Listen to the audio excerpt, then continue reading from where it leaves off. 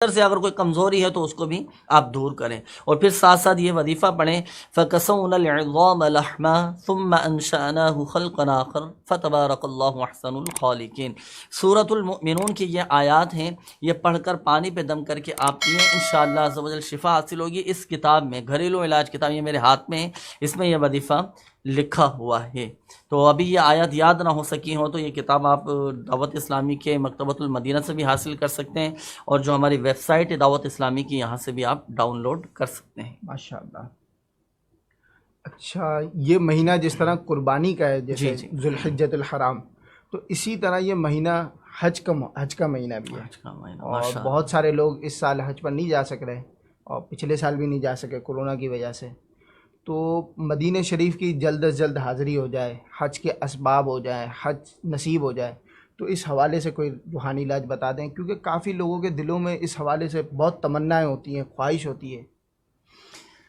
حاضری مدینہ نصیب ہو جائے، اللہ پاک ایسے اسباب ہم سب کے لیے پیدا فرمائیں کہ اللہ پاک ہم کو با ادب، با ذوق، با شوق حاضری مدینہ نصیب فرمائیں۔ آمین۔ اور یہ تو کرم کی بات ہے، جس کے دل میں جتنی زیادہ تڑپ ہوتی ہے اور طلب ہوتی ہے تو انشاءاللہ کرم ہو ہی جائے گا۔ میں ایک وظیفہ عرض کرتا ہوں، اور اس وظیفے کا نام ہی یہی ہے کہ مدینہ مانگ لو۔ اچھا، اور یہ روحانی علاجی وظیفہ میرے شیخ طریقت قبلہ امیر اہل سنت دامت بقاتم العالیہ نے عطا فرمایا ہے۔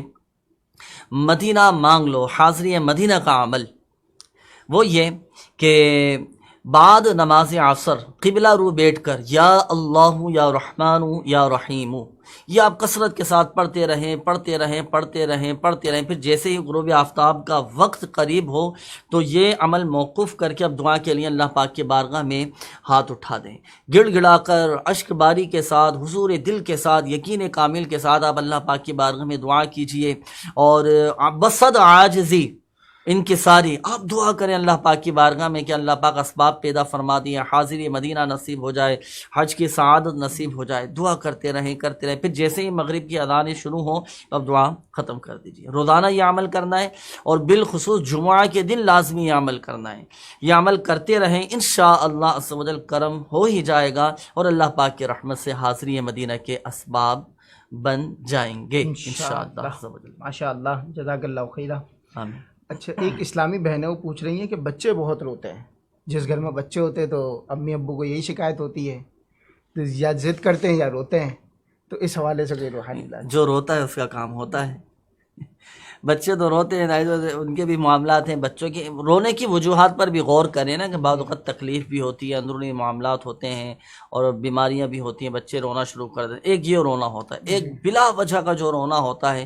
تو اس طرح کے دیکھیں بچوں کی جتنے بھی مسائل ہیں، جتنے بھی امراض ہیں، جتنے بھی معاملات ہیں، ان مسائل کے حل کے لیے آپ 4 صورتیں نوٹ کر لیں: سورۃ الفاتحہ، سورۃ الاخلاص، سورۃ الفلق اور سورۃ الناس۔ قرآن پاک کی سب سے پہلی صورت اور آخری تینوں کل، تو یہ 4 صورتیں ہو گئیں۔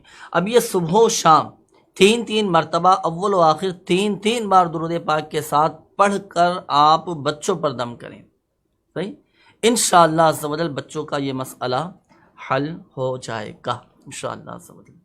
اچھا، آصف بھائی ہیں، وہ پوچھ رہے ہیں کہ میں کینیڈا میں رہتا ہوں اور میں نے استخارہ کروانا ہے، تو کوئی اس کا طریقہ کار ہے؟ دنیا کے اگر کسی بھی ملک میں رہتے ہوں تو کوئی آسان سا طریقہ کار جو آپ اپنے ناظرین کو بتائیں؟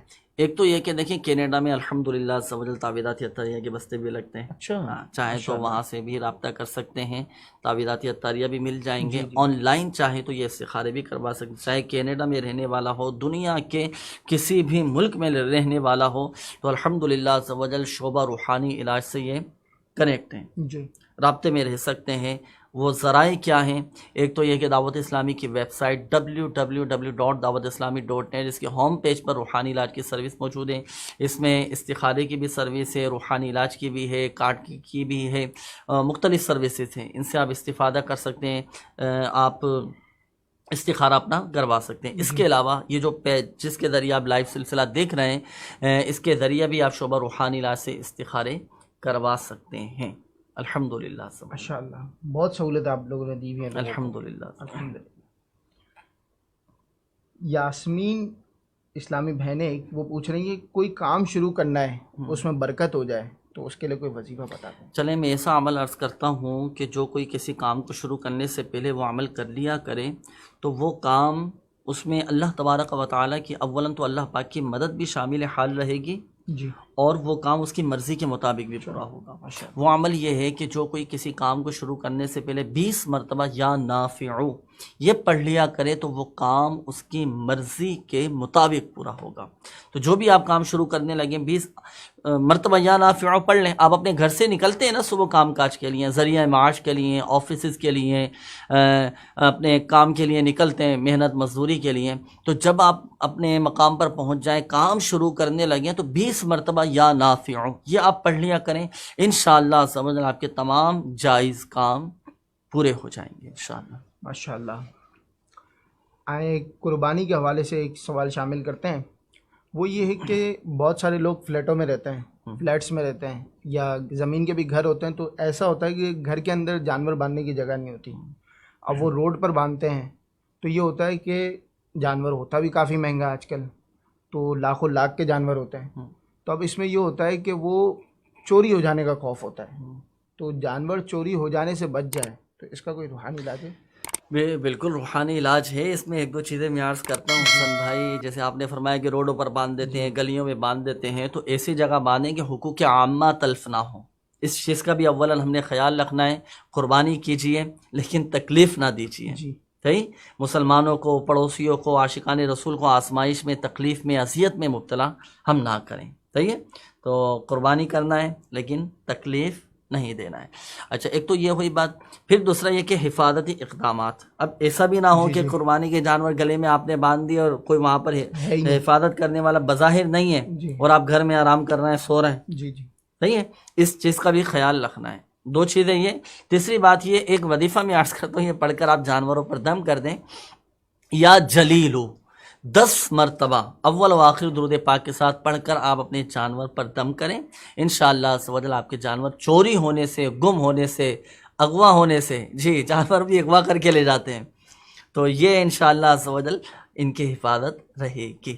یعنی اس میں یہ ہے کہ پہلے اپنی طرف سے پورے اسباب پورے کر لیں، بالکل. پھر وہ وظیفہ پڑھ. توکل بھی یہی ہے نا کہ اسباب کو بھی نہ چھوڑا جائے اور اللہ کی ذات پر، رحمت پر اس کی کامل بھروسہ بھی رکھا جائے. اچھا یہ تو روحانی علاج ہوا. ایک مشورہ بھی چلے میں عرض کرتا ہوں.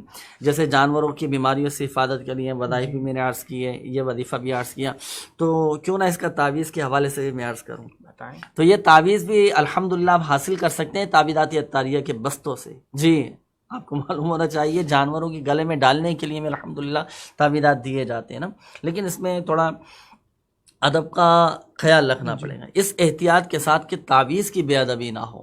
جانور بیٹھتا ہے، صحیح نا، اب گلے میں ڈالنا ہے تو دھاگا اتنا چھوٹا ہو کہ وہ تعویذ زمین پر نہ لگے، کیونکہ نجاست کے سارے معاملات وہیں ہوتے ہیں ان کے، یا اس کے سینگ میں تعویذ باندھیں. تو یہ تعویذ آپ تعویذات عطاریہ کے بستوں سے حاصل کر سکتے ہیں. اس تعویذ کی برکت یہ ہے کہ جانور بھی بیمار نہ ہوگا، گم بھی نہیں ہوگا، چوری نہیں ہوگا، اسی طرح بیمار بھی نہیں ہوگا، نظر بد سے بھی محفوظ رہے گا.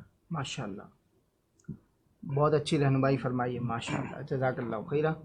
اسلامی بہنیں وہ کہہ رہی ہیں کہ مجھے نزلہ ہو جاتا ہے اور اکثر کبھی وہ الرجی کی وجہ سے ہوتا ہے، کبھی کسی بیماری کی وجہ سے ہوتا ہے، تو اس حوالے سے کوئی روحانی علاج ہو؟ 3 مرتبہ سورۃ الفاتحہ اول و آخر 3 بار درود پاک کے ساتھ پڑھ کر اپنے اوپر دم کریں اور پانی پر دم کر کے پئیں.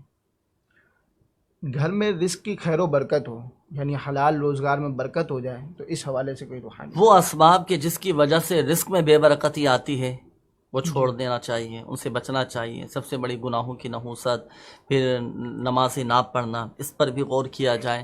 فرائض کی پابندی کریں. سب سے بڑا وظیفہ رزق میں برکت کا نمازوں کی پابندی ہے.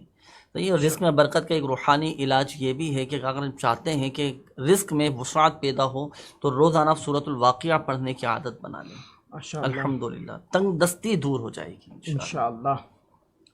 محمد عارف قریشی بھائی ہیں، کہہ رہے ہیں کہ جانور کو بخار بہت زیادہ ہے، تو اس حوالے سے کوئی روحانی علاج؟ وہی وظیفہ جو میں نے شروع میں عرض کیا نا، یا قہارو 100 مرتبہ پڑھ کر، ہاں یا قہارو 100 مرتبہ پڑھ کر آپ اپنے جانور پر دم کر دیجیے. ماشاءاللہ. اور ڈاکٹر کو بھی دکھا دیں، جو ان کے جانوروں کے ڈاکٹر ہوتے ہیں اس کو بھی دکھائیں. اس کے بھی باقاعدہ پورا علاج اور اس کی دوائیاں یہ ہوتی ہیں. اور اس میں بھی خود ڈاکٹر نہ بنے نا، خود نہ بنے. ڈاکٹر کو.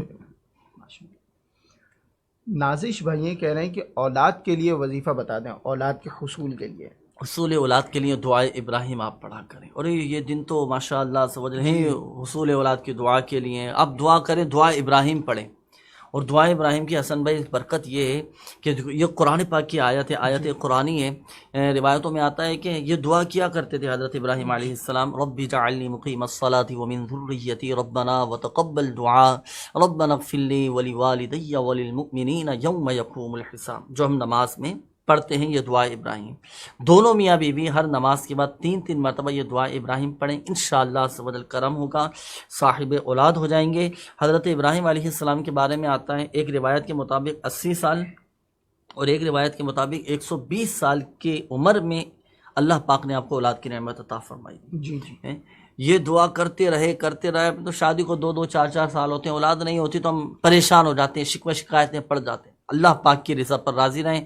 دیکھیں ایک بات یاد رکھیے گا، اللہ پاک اولاد دے کر بھی آزماتا ہے، نہ دے لے کر بھی آزماتا ہے، اور کسی کو نہ دے کر بھی آزماتا ہے۔ تو یہ آزمائشوں کے معاملہ زندگی کے ساتھ یہ وابستہ ہے۔ اللہ پاک کی رضا پر راضی رہیں، مولا تیرا شکر ہے، ہر حال میں اللہ کا شکر ہے، آپ کی ٹینشن فکریں یہ سب ختم ہو جائیں گے، ڈپریشن سے بھی نکل آئیں گے آپ انشاءاللہ۔